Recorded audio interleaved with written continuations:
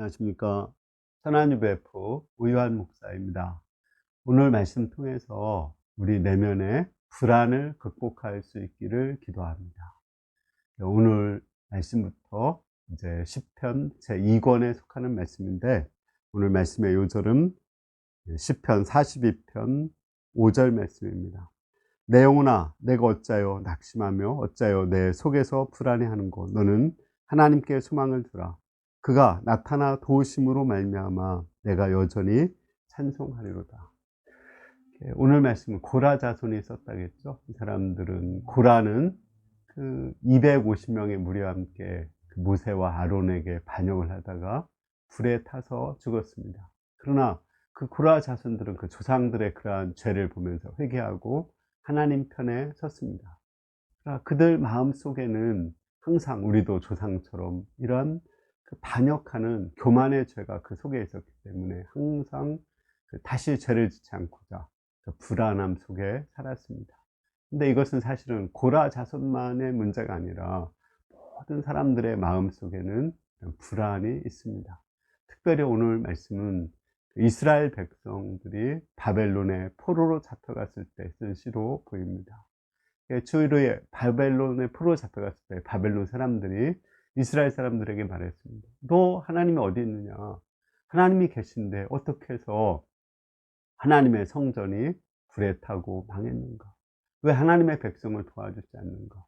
너희가 왜 이렇게 바벨론에서 노예로 고통하는데도, 너희가 그렇게 부르짖는데도 하나님은 도와주지 않는가? 이러한 공격을 받을 때, 하나님의 도우심이 없는 것처럼 생각될 때 그 마음속에는 불안이 지속되었습니다. 이 불안을 어떻게 극복할 수 있나요? 그 시인은 자기가 자신에게 말합니다. 내 영혼아, 어찌하여 내가 낭망하며 어찌하여 내 속에서 불안이 하는고. 너는 하나님께 소망을 두라. 그가 나타나 도우심으로 말미암아 내가 여전히 찬송한다고 말씀합니다. 하나님께 소망을 두면 하나님이 나타나십니다. 뭐와 같이 나타날까요? 저는 아침 해와 같이 나타난다고 생각합니다. 우리 하나님은 아침 해와 같이 어김없이 나타납니다.